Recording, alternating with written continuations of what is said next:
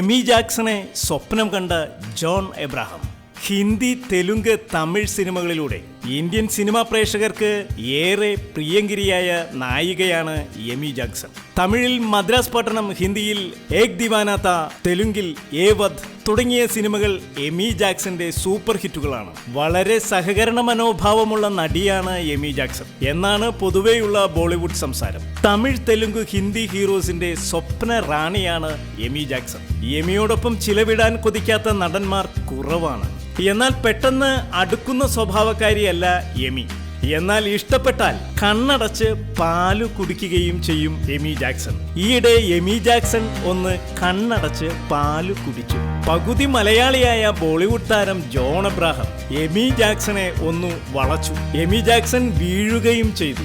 John Abraham Amy ജാക്സനെ സ്വപ്നം കണ്ടു. കക്ഷി ഈ വിവരം എമി ജാക്സനെ കണ്ടപ്പോൾ ഷെയർ ചെയ്തു. സ്വപ്നം കണ്ടത് മുഴുവൻ എ ഡിപ്പാർട്ട്മെന്റിലായിരുന്നു. എന്തിനു പറയുന്നു, ജോൺ എബ്രഹാമിന്റെ പുകഴ്ത്തലിൽ എമി ജാക്സൺ വീണു.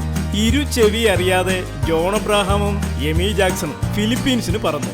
ഒരാഴ്ചയോളം ഹോട്ടൽ മുറികളിൽ ഇരുവരും ഹണിമൂണിനെ വെല്ലുന്ന രീതിയിൽ ചിലവഴിച്ചു. ജോൺ ആണെങ്കിൽ വിവാഹിതനാണ്.